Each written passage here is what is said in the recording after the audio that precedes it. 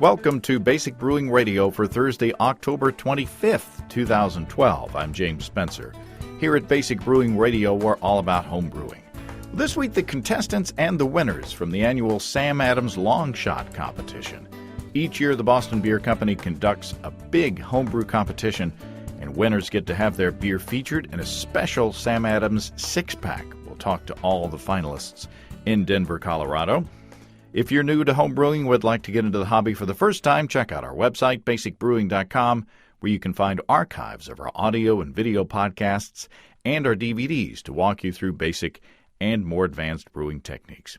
You can follow me on Twitter. My username is Basic Brewing, all one word. Also, you can find me on Facebook at facebook.com/basicbrewing.james. We have a Basic Brewing Radio and Basic Brewing Video page on Facebook as well at facebook.com/basicbrewing. Thanks again to everybody clicking on the Amazon.com associate link on our basicbrewing.com site. You know how that works. Whenever you think of Amazon, don't go to Amazon first. Go to our website first, basicbrewing.com. Click on the Amazon ad, and it will take you to Amazon. And the difference is that whatever you purchase in that session, we get credit for and we get a hunk of. So we greatly appreciate your support. The good news is that it won't cost you any extra, and you'll be helping us to bring you the show, and we greatly appreciate your support. Really helpful in doing things like covering the Great American Beer Festival and all the things out there, because it turns out, plane tickets and hotel rooms and food and all that good stuff, it costs money. So we we greatly appreciate your support. We also have associate links for Brew Your Own magazine and the American Homebrewers Association on our site, too. And you can find our podcast apps, our Android and iPhone podcast apps on their respective stores, and the Android podcast app is also on Amazon.com. We're on the BlackBerry podcast directory, and we're on the Stitcher app as well. This week's show is a little shorter than usual, so I've got some time for email and other ramblings here at the beginning. First off, I want to note the passing of a notable podcast. My Life as a Foodie has been on my podcast subscription list for a while, and if you follow me on Twitter, you've been seeing me over time mention it from time to time. Phil Nagash, the producer, has decided to put the show to bed with its 100th episode. I really enjoyed listening to Phil's passion for food, and while I don't always agree with his viewpoints, the quality of production and the cleverness of the content has always pulled me in. So Phil and I have been having an email dialogue for quite some time, and I think that we've been able to accomplish something that's rare nowadays. We've been able to trade viewpoints from different directions in a civil manner based on mutual respect. Again, that's rare nowadays, and I know that I've benefited from hearing a perspective that's different from mine. And I look forward to further conversation with Phil, because he's still going to do other stuff. He's going to produce other projects. For example, his Out to Lunch series on YouTube is a lot of fun and always leaves me hungry and jealous of the variety of eating establishments that Phil has access to. And not to mention the beer in that area of California where Phil lives. And so anyway, carry on, Phil. I look forward to what you come up with next. Let's take a look in the mailbag. The mailbag has an international flavor this week. Brad from Waterloo, Ontario in Canada writes, as I was listening to an episode from 2006, you mentioned an email about a listener looking for homebrewers in Holland. As I was re-listening to this particular episode, I thought to myself, wow, what a coincidence. Someone with the same name as me who had just moved to Holland wrote in asking about homebrewing. It took me a full 5 to 10 seconds to realize that it was in fact me who had written in that request to you back in 2006 when I just moved to Holland. Weird to hear that request from the past more than 5 years later, which I had forgotten about completely. Thanks, Brad. I'm glad I'm not the only one who's forgotten stuff from previous episodes. In fact, I find myself often searching the RSS feed of the show to see if we've covered a particular topic in the past, only to find an episode that I'd forgotten entirely. And, we're sneaking up on 350 episodes on the audio side. And that's a lot to hold in my tiny little brain. And, going back to 2005, that's a long time for those brain cells to remain active. Well, along the lines of Brad's 2006 email, Andrew writes with this. Andrew says, I've been a long time listening to your podcast, and before I moved to Edinburgh, Scotland, from Nova Scotia, Canada in July, I had nearly caught up on the podcast. They've been a great source of information and really transformed my brewing in a great way. Well, thanks. Appreciate that, Andrew, a lot. I'm now working on catching up and building my new Scottish homebrew setup, which brings me to my request for help. My new one-bedroom apartment is tiny, like 400 square feet tiny. The prospect of doing 5-gallon batches is out, so I'll likely be brewing the 6-pack brewing method and brewing every week or every other week. I'm wondering if you could put a message out to your listeners to see if there are any brewers around the Edinburgh area that would like to meet up for a brewing session, or more importantly, let me know where the good homebrew shops are. So there you go. If you're listening from Edinburgh, Scotland or thereabouts, or if you know where the good supply shops are, drop me a line and I'll get you connected with Andrew. By the way, speaking of 6-pack batches, I bottled a 6-pack beer this week, a robust porter made with Nutella. You know what Nutella is. It's the highly addictive hazelnut spread. It weighs in at 7.7% ABV, and as we were bottling it, my wife, of course, she loves Nutella, and she had good things to say about this beer, so I hope it's going to be good enough to feature as our holiday barley wine this year, so stay tuned about that. This email comes from Logan. Logan says, I'd like to tell you about a great homebrewing experience that I'm currently enjoying. I currently live in the Ukraine as a volunteer and have had to keep my brewing hobby alive by doing almost everything from scratch, from cleaning, malting, toasting, and crushing my own barley, to picking hops from outside, right down to bottling with caps and rubber bands. This new experience has given me a newfound appreciation for brewing, as I literally have none of the conveniences that I did back home. While I'll always appreciate my gadgets, Logan says I'd kill for a wort chiller. I believe that I will take some of the new brewing steps back home with me. Well, that's incredible. I'm jealous, actually. I know that Logan is going to learn a lot about the brewing process by taking it down to such a basic level. And he's really going to feel spoiled when he finds himself with access to such luxuries as malted barley and a bottle capper. I hope that Logan writes back with updates on his experiences. Let's move on to the topic for this week. As usual, I appreciate all the email, and I appreciate your patience if it takes me a while to get back to you, especially, being out of town with the Great American Beer Festival. I fell way behind. Anyway, every year the Boston Beer Company has a homebrew competition to determine the 3 beers that will be featured in the Sam Adams Longshot 6-pack. 3 homebrewers will not only have their beer produced commercially, they'll have their likeness featured on the bottle.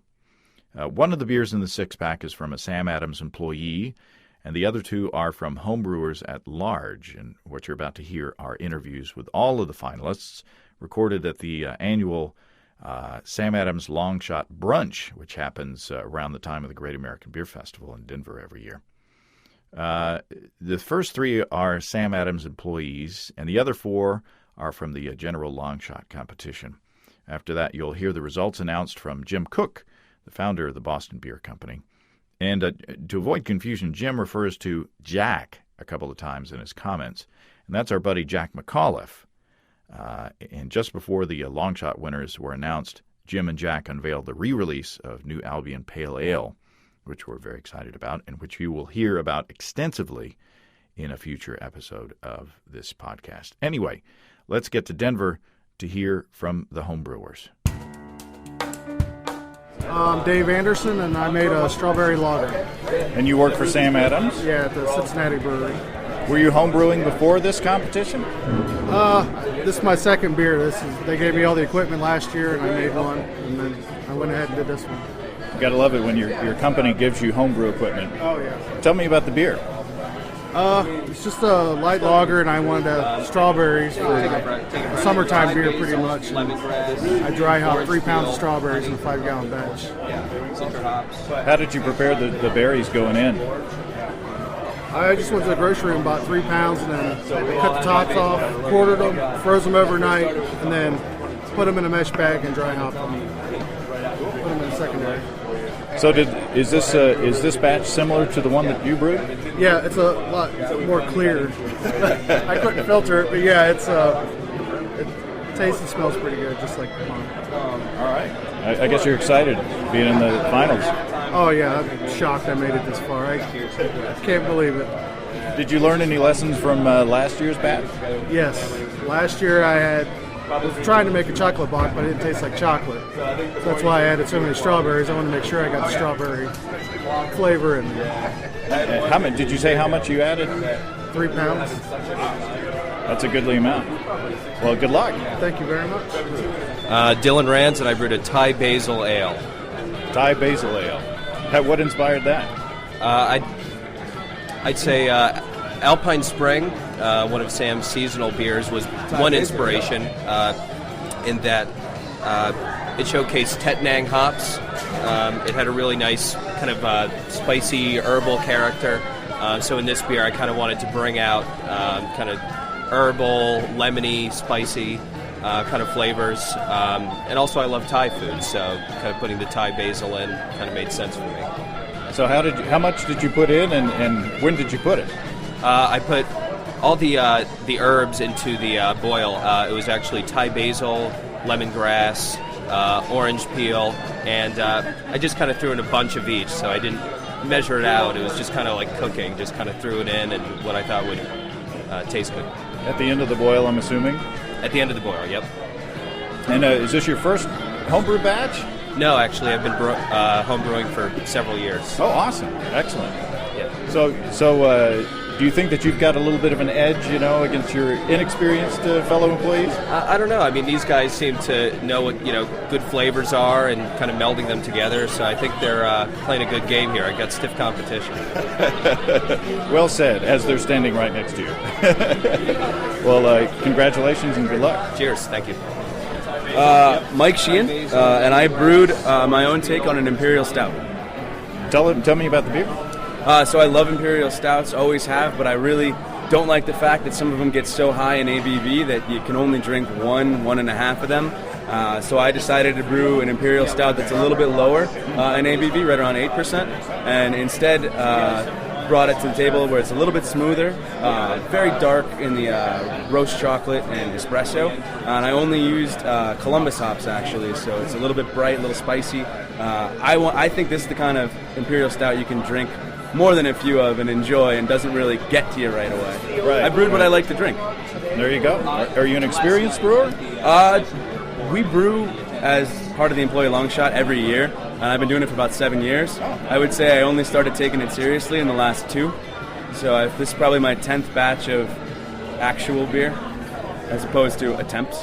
And what do you do for Sam Adams? I'm an area sales manager for the Mid-Atlantic. So does this experience give you a bit more appreciation for the brewer's art and the product that you're selling? Absolutely. Going up against 2 brewers and listening to them talk about the craft, me just the lowly sales guy, I feel like I've learned a lot from them, and I've taken away a huge amount from this experience. It's great. Well, congratulations. Good luck. Thank you. Cheers. My name is Zach Adams. I brewed a double IPA. It's called the Magnificent 7. And what inspired the recipe? It was largely based on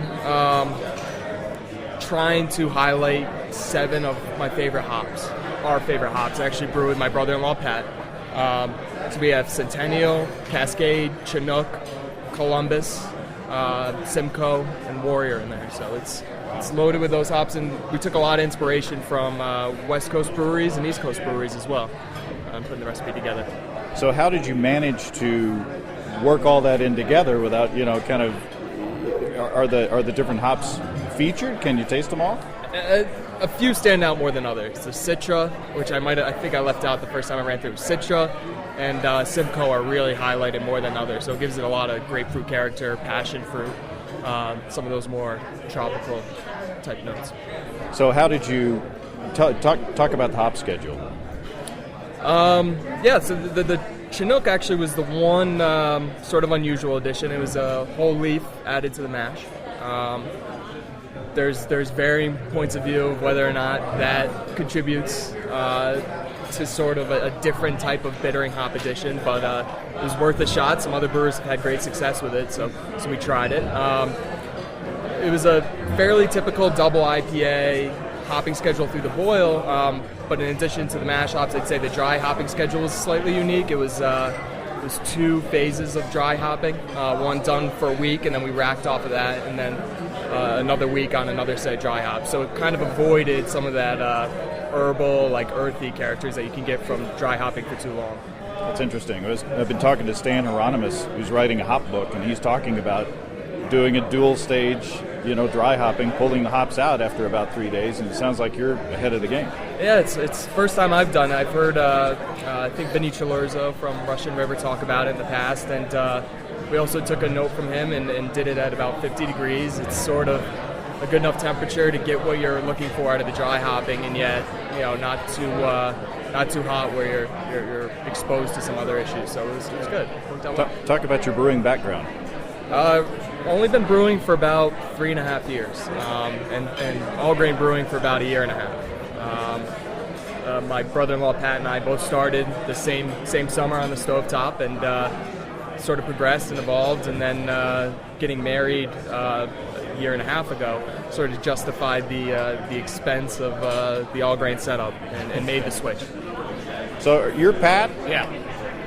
How is it that he gets his picture on the poster and you don't? Well, the way we do it is if he enters a competition with our review, he lists himself as a head brewer, and if I enter the stuff in, I'll list myself as a head brewer. So it just so happened that he was listed as a head brewer. They snuck me in on the description. We tried with the picture. We sent one in to both of us, but they apologized that they had to cut me out. But it's all right. I can live with it. Well, maybe if it were a bomber bottle, it could fit you both on there. Yeah. Hey, you never know. Or a larger poster. I do have a big head, so maybe that was the big issue with it. And if you guys win, you'll have a bigger head. So. Yes. Yeah, but with all of it, it's just, we say it's nice that Sam Adams provides homebrewers with this kind of opportunity, because rather than just getting like the pat on the back from family members where everyone's kind of a fan, you do get some validation that you are brewing good beer, and it gives you goals, further goals to set as we progress as home brewers, and who knows what the future holds. But it's a nice little pat on the back that you're doing something right. Well, congratulations and good luck. I'm James Shermer. I brewed the hibiscus wheat beer called Beer Flower Wheat. Talk about the beer. Well, it's easy drinking wheat beer with I brewed it, with summer months in mind, and I added dried hibiscus flowers. It gives it a kind of a mild fruity tartness to the beer, and it's really refreshing, easy to drink, and everybody seems to like it. So where do you get dried hibiscus flowers? Well, I live in Southern California, and a lot of the small markets in the area have they just sell it in bulk. There's a popular Latin drink called Jamaica, and it's brewed with hibiscus flowers, and that's where I got the idea. My mother-in-law would always order these Jamaica drinks, and I never knew what it was, and she told me one day, oh, it's made with dried hibiscus flowers, and so immediately I thought I could use this for a beer, and I tried it, and I tried brewing Jamaica a few times, and it worked out, and those are kind of my test batches for scaling up into a beer recipe, learning more about the flowers itself, so and it worked out, and so yeah. So how much did you add, and how did you treat the flowers? Well, I added half a pound of dried hibiscus flowers at the end of the boil, and that was about it. And it adds a very bright red color to the beer. Really? Yeah, and so hopefully people will be able to see it. We'll see soon. But yeah, it's an obvious bright red color, and it's awesome. To just look at the beer, and it's nothing like I've ever seen before. How long have you been brewing? I've been brewing about 5 years, and I try to brew experimental things every once in a while, and this is one of those things where I kind of stepped out of my comfort zone a little bit, but like I said, the experimentation, doing the, playing around with the hibiscus flowers a few times before actually making a beer with it really helped me, dial it in and get to understand the ingredient before. So that was one of the experiences I came away from this from, just get to know your special ingredients before you just dump them into a beer. Or make small batches, so if Yeah. you make a mistake, you can, there's not much loss. Absolutely, yes. Well, congratulations on making it this far, and good luck. Absolutely. Thank you. Cheers. Cheers. All right, Jim, I'm Brian St. Clair, one of the finalists. I've got Flanders Red Ale. Ooh, I'm excited about that. Tell me about the beer. It's a Belgian style from the Roeselare area in Belgium. They're sour, generally reddish in color, not too high gravity. Talk about your recipe, your take on it. I do mine in wood, and I use a Solaris system actually in mine, so it's I've been making it for about 7 years, and I think it keeps getting better and better. Can you give any secret? Is it a secret recipe, or can you give us? There are lots of homebrewers out there saying, "Man, I would love to make a good example of the style." It's basically I probably picked up the basic recipe from Jeff Sparrow's book on sour beers. So anybody can go and look at it. Of course, I've given it to Sam Adams, so I don't know if they own the rights to that or how that works. But well, how long have you been brewing? I got back into brewing in '95, however many years that is. And did you? It sounds like you took a hiatus for some reason. Well, I started in the late 70s and found out a guy could brew beer, but I couldn't find any good ingredients, and I didn't even have running water, so I did give up for a while. Raised a daughter, things like that. Yeah, it's a whole different world today, though, as far as the absolutely. ingredients and information that's out there and technology and all that. So that's why I jumped back into it. I couldn't believe how much better it is now than it used to be. Awesome. Well, congratulations on making it this far, and good luck. Thank you very much. Cheers. My name's Tom Fitzpatrick. I'm from Chicago, and Urban Knaves of Grain is my homebrew club, and I brewed a classic Belgian Saison. I called it Holy Grail Saison because it's my lifelong goal, of which I will probably never attain, to brew something worthy of a Saison DuPont. So talk about your recipe. I try and keep it simple. Use a good continental Pilsner. I do play around with small amounts of other grains. I've put some spelt in there. I put some rye in, some wheat. For this one that I entered in Longshot this year, it was very simple. It was just Pilsner malt, wheat, and some acidulated malt to give it that little tart edge and keep the pH low. So with a light colored beer, you want to have a nice soft water too. So to get the pH down, I used some acidulated malt. So what yeast did you use? I love the Y yeast 3711. It's the French Saison yeast. That will attenuate anything down to 005 or below. And it is a workhorse. It works at a huge temperature range, anywhere from the mid-60s up to 80 or so. It works really well depending on what kind of ester profile you want. I tend to start low, and as the fermentation peaks, then I raise the temperature to help dry it out. And what was your starting gravity? I usually start classic range around 1056 or to 1060, and it's usually about 6.5% by the time it finishes at 002 or 3 or 4, depending on what adjuncts I put in there. And how long have you been brewing? Tell me about your background. I've been brewing for 20 years. I started in 1992 with a kit, and it was a really bad kit with the cans and the yeast. And we won't mention names. Yeah, I ended up dumping that batch, and then I went to a winemaking place and bought a real kit, and then I got started. And I brewed a lot in the mid '90s. I was Midwest Homebrewer of the Year in 1995, and in the last 10 years or so, I've really just concentrated on the styles that I like that are hard to find here, like a Belgian Saison. Even DuPont, it's a great beer, but it comes over here in a green bottle and it's pretty well skunked. by the time you have it here. To really experience DuPont, you have to have it in Belgium. Well, congratulations on making it this far, and good luck. Thanks. Appreciate it. Cheers. The other thing that you don't really see with the craft brewing movement is the roots of it. We all see the trunk and the branches, but there is an entire root system that has always supported and sustained us as craft brewers, and that is the home brewing movement. Jack began as a home brewer, and I made the first batches of Sam Adams in my kitchen. And most of the early craft brewers began and honed their skills as home brewers.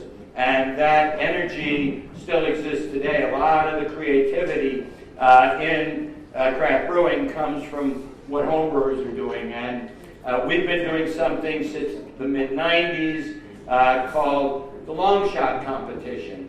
And the Longshot competition is our way of both recognizing the homebrewing movement and keeping our contact and relationship with it. And basically, it's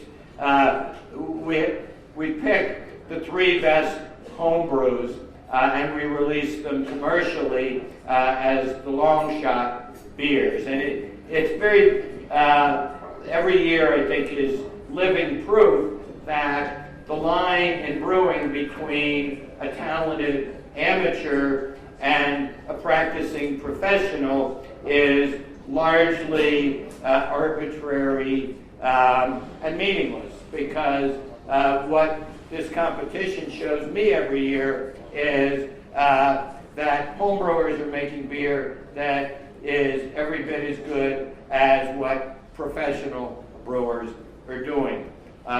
And so this year we have, we divided into 2 groups. One is all of the home brewers out there enter their beers, and we have 4 finalists. We have a beer called Magnificent 7, which is an Imperial American Pale Ale. Again, ultimately, the descendant of Jack's beer.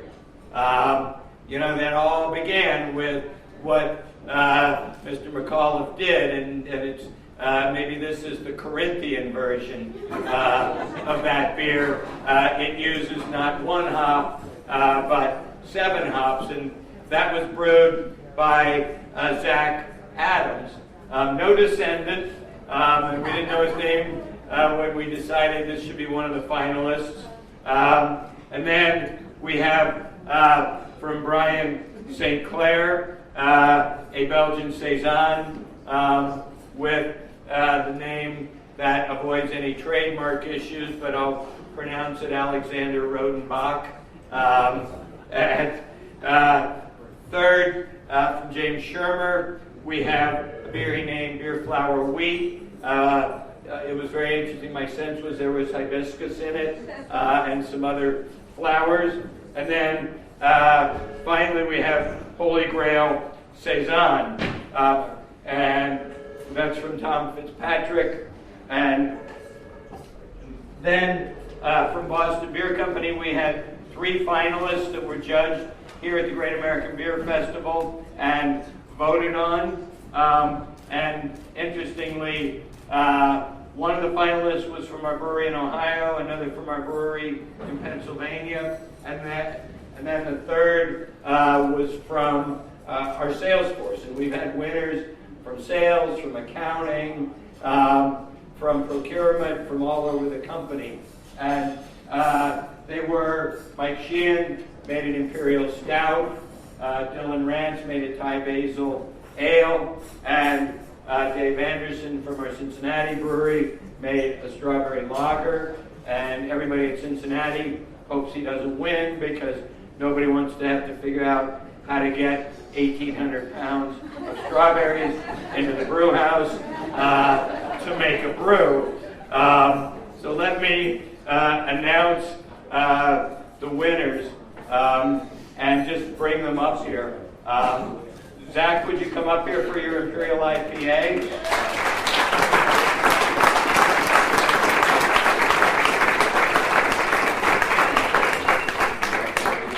Congratulations. And James, would you come up for beer flower? Now, I always thought of hops were the beer flower, but you expanded it. And the Belgian sour was very close, as was the Saison. It was really, and some of you out in the audience helped us pick them. So the sour was a great beer, and the Saison was a great beer. But we had to pick two, because the six-pack only holds so many beers. And from Boston Beer Company, I think we've tallied all the votes. And I have bad news for the brewers in Ohio, because we're going to have to make the strawberry lager the day after vote.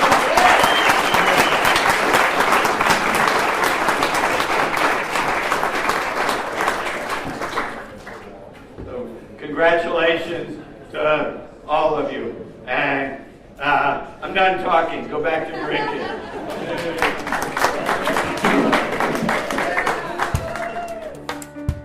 Well, congratulations to all the finalists and the winners. I'm looking forward to finding that six-pack when it's released. Always tasty beers, and sometimes really kind of unusual. Next week, I hope we'll be featuring the results of the Chilling Collaborative Experiment from the Australian National Homebrew Conference. Keep your fingers crossed that all electrons go to the proper places. You know, we're doing an international Skype thingy, and,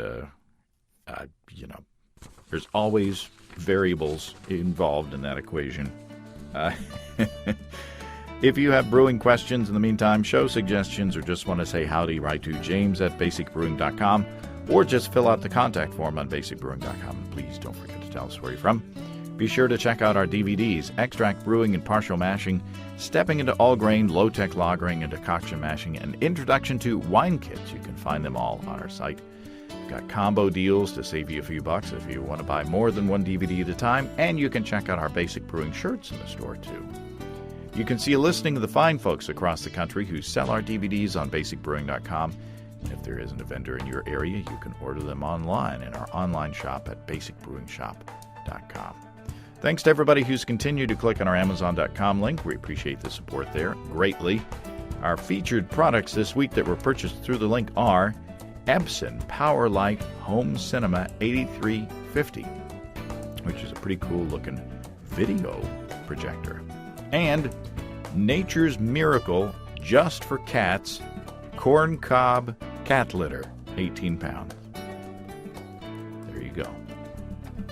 Thanks again, everybody. Remember, they grind the corn cobs up. I had to look at the page. It's not just a bag of corn cobs. Thanks again, and remember, I can't tell who bought what, so no worries there. Just click on the Amazon.com logo on our site the next time you feel like Amazon shopping. We greatly appreciate your support. And don't forget that, the reviews on that corncob cat litter. If you don't own a cat, read some of those reviews and the detail about, what happens in that litter box. Wow. Don't forget, you can also join the American Homebrewers Association and subscribe to Brew Your Own magazine through the associate links on basicbrewing.com. That's all until next week. Until then, thanks for listening, everybody. I'm James Spencer. Production help for Basic Brewing Radio and our website is provided by Kelly Dotson, our buddy in Austin, Texas. Basic Brewing Radio is a production of Active Voicing. We'll talk to you next time, everybody. So long.